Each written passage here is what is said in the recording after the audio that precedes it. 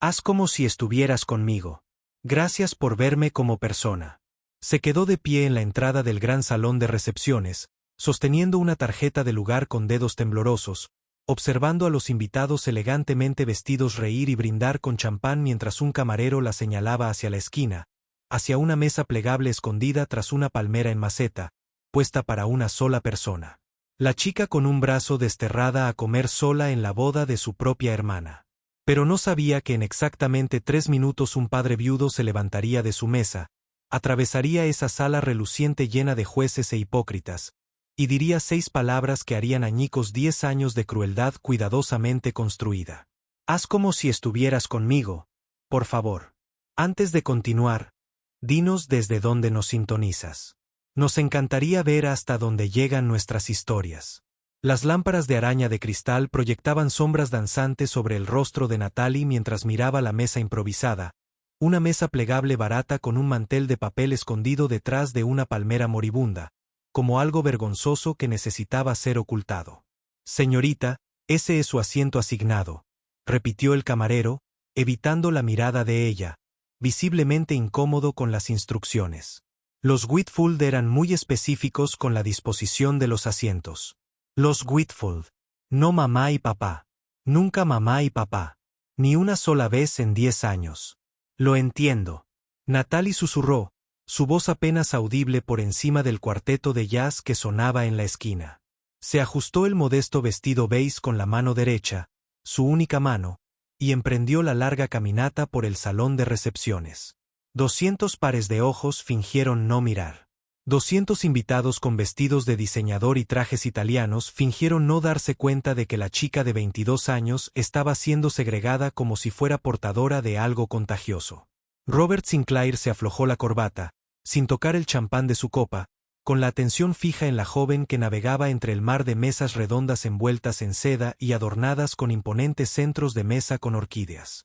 Cada mesa tenía capacidad para 8 personas, todas menos una.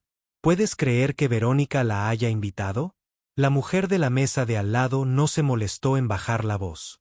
O sea, después de todo lo que los Whitfield hicieron por esa niña, acogiéndola tras ese horrible accidente, criándola como si fuera suya.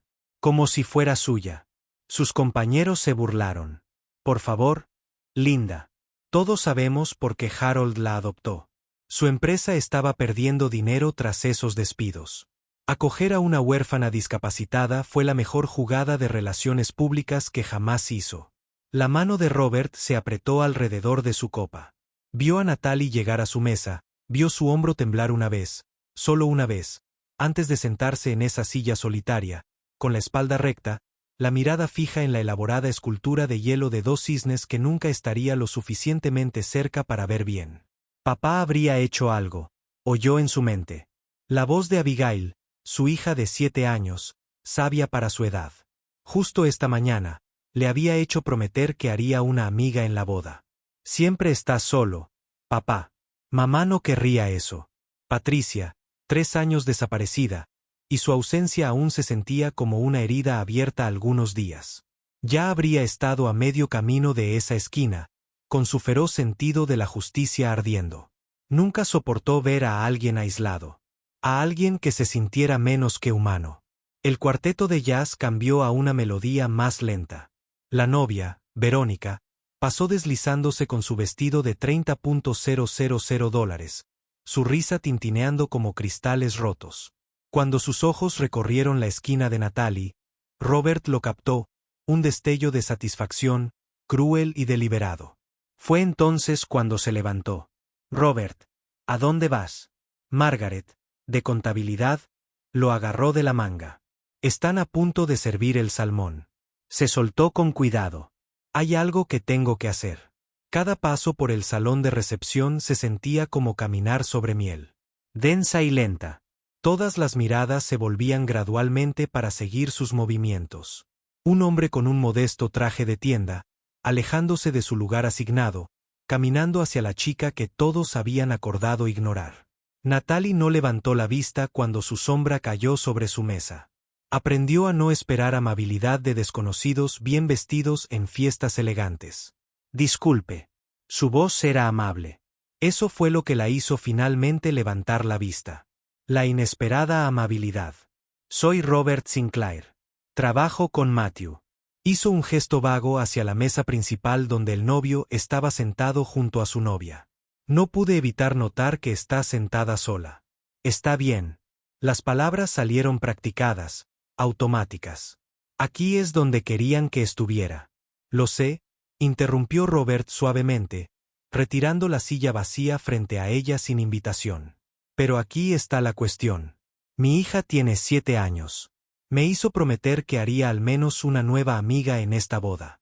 Le preocupa que me sienta sola desde que falleció su madre. Se inclinó hacia adelante, bajando la voz a un susurro destinado solo para ella. ¿Me harías un enorme favor y fingirías que estás conmigo solo para la recepción? ¿Realmente me estarías ayudando? Natalie contuvo la respiración. Escrutó su rostro buscando la broma, la crueldad que debía de esconderse tras esos amables ojos marrones, pero solo encontró una tristeza a la altura de la suya y algo más. Ira genuina por ella. Tu hija, consiguió decir con la voz quebrada.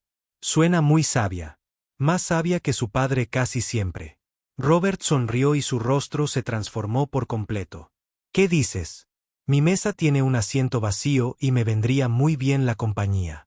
Estos contables son bastante amables, pero llevan 20 minutos hablando de códigos tributarios. Se le escapó una risa. Pequeña, sorprendida. El primer sonido genuino de alegría que emitía en todo el día. No sé nada de códigos tributarios. Perfecto. Nadie más lo sabe. Solo fingen. Robert le ofreció el brazo. Vamos. Natalie se quedó mirando su codo extendido. En 10 años con los Whitfield, nadie le había ofrecido el brazo. Caminaron delante, avergonzados por su extremidad amputada, avergonzados por el recuerdo de la tragedia que la trajo a sus vidas. La gente se quedará mirando, advirtió. Déjenlos. Se levantó lentamente. La mano de ella temblaba al colocarla en el hueco de su codo. Juntos, comenzaron a caminar de regreso por el salón de recepción y los susurros comenzaron a extenderse de inmediato como olas desde la piedra de un trono. Todos, anunció Robert al llegar a su mesa, retirando la silla vacía junto a la suya con un gesto elegante. Esta es Natalie. Natalie, estos son mis colegas de Brennan y asociados. Margaret hizo una mueca de sorpresa. James, de nóminas, se atragantó con el vino, pero Robert se limitó a sonreír amablemente, ayudando a Natalie a sentarse como si fuera lo más natural del mundo. Robert, siseó Margaret. ¿Sabes quién es? Es la hija adoptiva de los Whitfield, la que encerraron en un rincón para comer sola en la boda de su hermana. La voz de Robert seguía siendo agradable, pero había una voz de acero debajo. Sí, me di cuenta. La mesa se quedó en silencio. Natalie miró su plato, con las mejillas ardiendo. Empezó a levantarse. Debería volver. La mano de Robert cubrió la suya, suave, cálida, tranquilizadora. Por favor, quédate. Fue entonces cuando llegó la tormenta con tacones plateados y furia justificada. Eleanor Whitfield descendió sobre su mesa como un ángel vengador en seda de diseñador, su esposo Harold detrás, con el rostro enrojecido por la vergüenza y demasiado whisky. Natalie. La voz de Eleanor podría haber congelado champán. ¿Qué crees que estás haciendo? Todas las conversaciones en un radio de 9 metros se detuvieron. El cuarteto de jazz incluso pareció tocar más bajo, como si el músico presentiera el drama que se avecinaba. Natalie se encogió en sí misma, esa práctica sumisión regresando al instante. Señora Whitfield, yo señora Whitfield, supongo. Robert se levantó lentamente, colocándose ligeramente entre Eleanor y Natalie. Soy Robert Sinclair. Invité a Natalie a unirse a nuestra mesa. ¿Hay algún problema? El rostro perfectamente botoxizado de Eleanor intentó expresar indignación, logrando solo un ligero movimiento de ceja. Este es un asunto de familia, señor Sinclair. No entiende la situación. Entonces ilumíneme. Acogimos a esta niña por pura bondad.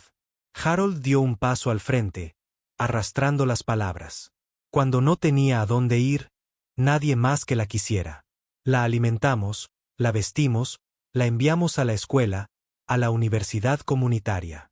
La voz de Natalie era apenas un susurro, pero se oyó mientras Verónica iba a Yale. El silencio que siguió fue ensordecedor. La compostura de Eleanor se quebró. ¿Cómo se atreve? ¿Cómo se atreve? ¿Qué? La voz tranquila de Robert interrumpió su creciente diatriba. Diga la verdad. Que acogió a una niña traumatizada de 12 años no por amor, sino porque la empresa de su marido necesitaba buenas relaciones públicas después de despedir a 300 empleados.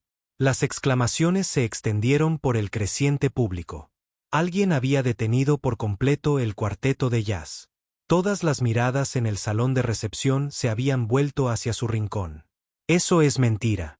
La cara de Harold se había puesto roja, morada. ¿En serio? Una voz anciana rompió la tensión. La abuela de Matthew, Agnes, se acercó con su andador, con los ojos encendidos de furia oxigenada. Porque recuerdo los titulares, el director ejecutivo de Harold Whitfield Industry abre su corazón y hogar a una niña huérfana, justo al lado de los artículos sobre familias que perdieron sus hogares debido a tus despidos. Natalie encontró entonces su voz, suave pero clara. 10 años de verdad reprimida derramándose como agua por una presa rota. No me permitían cenar con la familia. Tenía un toque de queda a las 8 de la noche, mientras que Verónica podía quedarse fuera toda la noche. Me presentaste como una organización benéfica que apoyamos en el club de campo. Su voz se hacía más fuerte con cada palabra. Me oíste decirles a tus amigos que acogerme fue la mejor decisión empresarial que Harold tomó en su vida. Tú, la pequeña Eleanor, desagradecida, diste un paso al frente, pero Robert también se movió, protegiendo a Natalie por completo. Termina esa frase, dijo en voz baja, peligrosamente. Por favor, dame una razón. La novia se acercó rápidamente, con su cola de novia llevada por 2 damas de honor, su rostro convertido en una máscara de fría belleza. Madre, por favor, la gente está mirando. Que vean, dijo Robert con firmeza. Que vean cómo tratas a la familia. Verónica se giró hacia Natalie, con los ojos como astillas de hielo. Estás arruinando mi boda. No, interrumpió Agnes, golpeando el suelo con su andador para enfatizar. La crueldad de tu familia está arruinando tu boda. Esta joven merecía amor, no un acuerdo comercial de una década. Natalie se levantó temblorosa, con todo el cuerpo temblando. Necesito un poco de aire. Te acompaño, dijo Robert de inmediato. Salieron juntos, dejando atrás a 200 invitados atónitos y a una familia cuya imagen, cuidadosamente construida, acababa de hacerse añicos como la copa de champán que el heraldo lanzó contra la pared con furia. La terraza del jardín estaba fresca y silenciosa, los sonidos del escándalo amortiguados por la distancia y las puertas de cristal. Natalie se apoyó en la barandilla de piedra, con el cuerpo temblando por los sollozos contenidos. 10 años. 10 años creyendo que si era lo suficientemente callado, lo suficientemente servicial, lo suficientemente invisible, de verdad me querrían. Robert estaba a su lado, sin tocarla, simplemente presente. Cuéntame sobre el accidente. Estuvo callada tanto tiempo que él pensó que no respondería. Un cable eléctrico se cayó en medio de una tormenta y golpeó nuestro coche. Mis padres murieron al instante. Estuve atrapado 3 horas. Mi brazo quedó aplastado bajo el techo derrumbado. Tenían que hacerlo. Señaló su extremidad amputada. Tenía 12 años. Los Whitfield aparecieron en el hospital con fotógrafos. Eleanor me tomó la mano para las fotos y no volvió a tocarme durante 6 meses. Mi esposa murió hace 3 años. Robert se encontró diciendo aneurisma cerebral. En un momento se reía durante el desayuno y al siguiente se había ido. Sé que no es lo mismo, pero entiendo algo sobre la pérdida. Sobre existir en espacios a los que no perteneces del todo. Intentar ser lo suficientemente invisible para que nadie te pida que te vayas. Natalie se giró para mirarlo entonces. Míralo de verdad. ¿Por qué viniste a mi mesa? Porque vi a alguien que necesitaba saber que no estaba solo. Y porque hizo una pausa, eligiendo sus palabras con cuidado. Porque algo en ti me recordó que callar ante la crueldad nos hace cómplices. Tu esposa estaría orgullosa de ti. Espero que sí. Tenía esa forma de ver a quienes intentaban desaparecer y hacer que se sintieran vistos de la mejor manera. Sonrió con tristeza. Le habrías caído bien. Regresaron a la recepción y encontraron el caos. La mitad de los invitados se habían marchado disgustados. La otra mitad estaban apiñados, susurrando furiosamente. Los Whitfield estaban sentados en la mesa principal como esculturas de hielo, rígidos y fríos. Pero Agnès se había apoderado del micrófono. 53 años de matrimonio me enseñaron algo. Decía, la familia no se trata de sangre, ni de papeles de adopción, ni de deducciones fiscales. Se trata de elegir amar a alguien cada día, incluso cuando, sobre todo cuando, es difícil. Miró directamente a los Whitfield. Algunos de ustedes podrían aprender de eso. El resto de la recepción transcurrió en un abrir y cerrar de ojos. Robert y Natalie bailaron al ritmo de una canción lenta, ella con un brazo alrededor de su cuello, las manos de él firmes en su cintura, sujetándola. Otros invitados se acercaron a lo largo de la velada, algunos ofreciendo apoyo, otros compartiendo sus propias historias de las crueldades casuales de los Whitfield a lo largo de los años. Hicieron que la hija de su ama de llaves esperara afuera durante las fiestas de cumpleaños de Verónica, susurró una mujer. Harold despidió a mi esposo 2 semanas antes de Navidad y luego compró un yate, añadió otra. Las historias se acumulaban como pruebas en un juicio que los Whitfield ya habían perdido. A medianoche, cuando la recepción finalmente terminó, Verónica se acercó una última vez. Su maquillaje se había corrido, dejando manchas negras en sus mejillas perfectas. «¿Estás feliz ahora?», le susurró a Natalie. «Lo has destruido todo». «No», respondió Natalie en voz baja. «Lo destruiste el día que dejaste que me sentaran sola en esa mesa». Verónica levantó la mano como si fuera a abofetearla, pero Robert la sujetó por la muñeca. «Tócala», dijo con calma, «y me aseguraré de que todos los periódicos del estado publiquen esta historia con fotos». Verónica se soltó de un tirón y salió furiosa, arrastrando su cola como los restos de su reputación. A la mañana siguiente, el teléfono de Natalie sonó a las 6 de la mañana. La voz de Eleanor era glacial. «Tienes 30 días para irte. Empaca tus cosas y vete». La línea se cortó. Natalie se sentó en su estrecha cama en el ala de servicio de la mansión Whitfield porque, por supuesto, ahí la habían puesto y no lloró. Se le habían acabado las lágrimas alrededor del 5.º año. Su teléfono volvió a sonar. «Robert», oí, dijo sin preámbulos. La prima de Margaret estaba en el guardarropa anoche. «Las noticias corren rápido en un pueblo pequeño.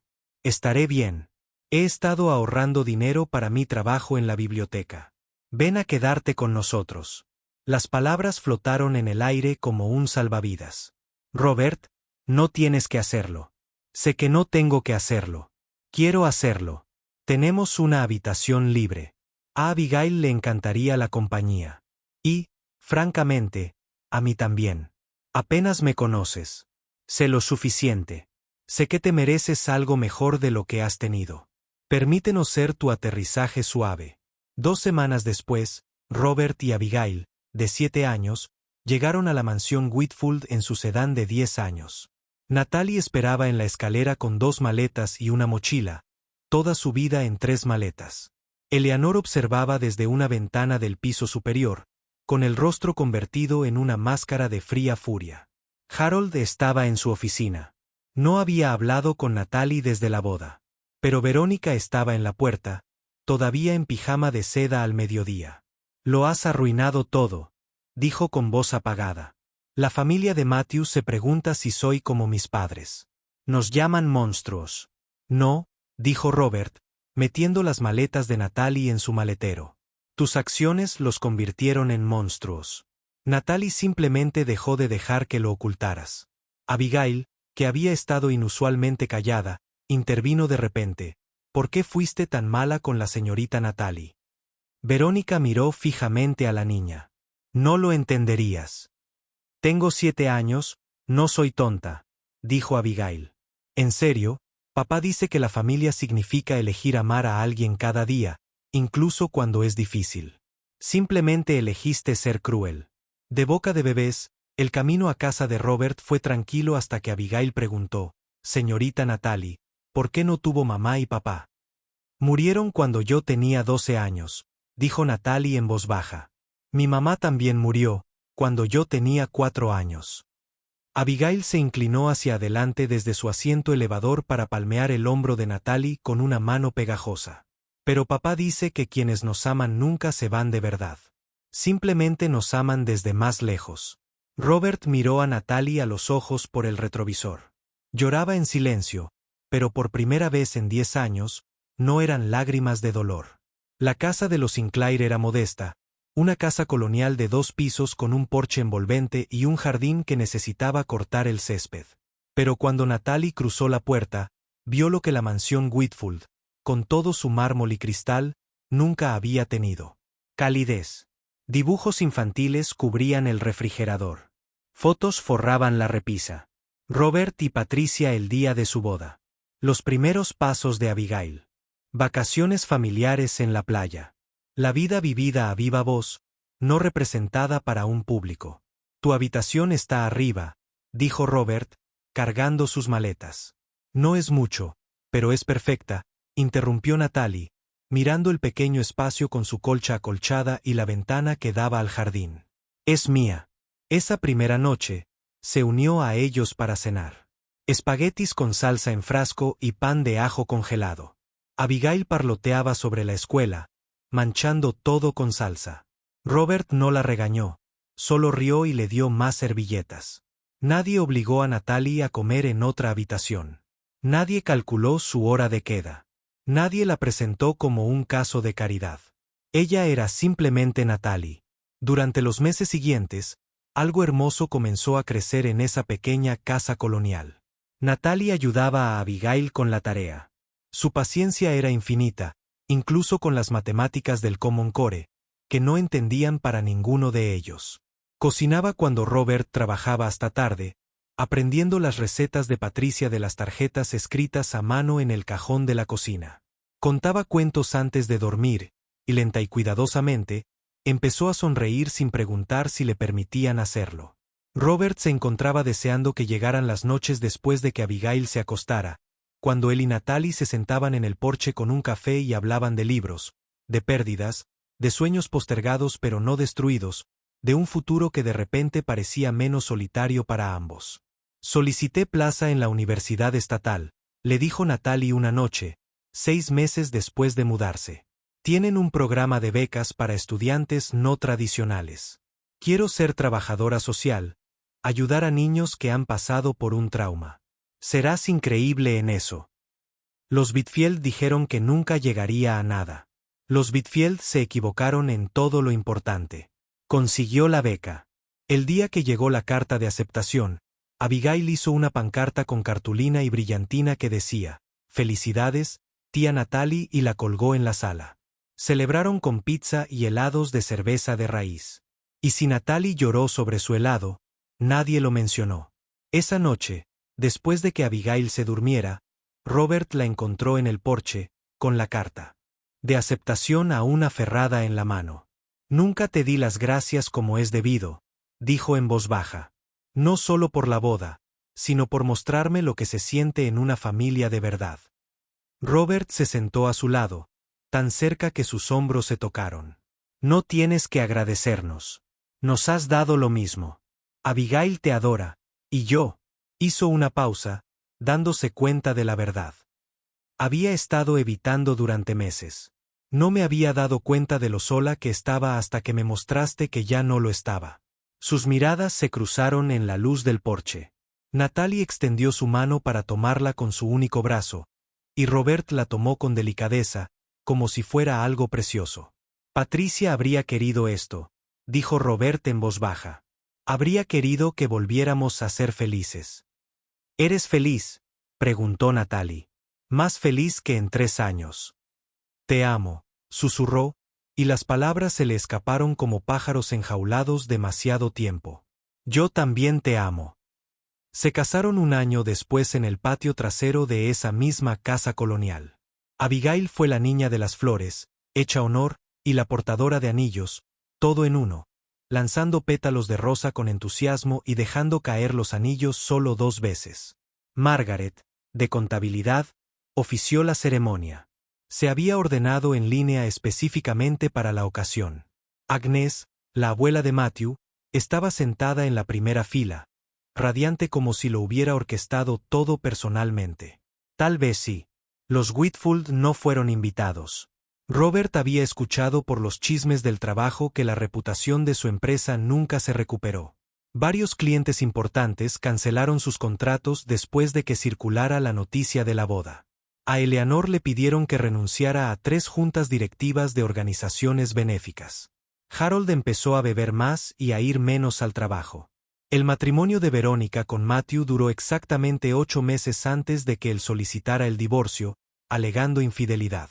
Ella había estado teniendo una aventura con su entrenador personal, el mismo que había contratado para ayudarla a perder el peso de la boda que nunca había ganado.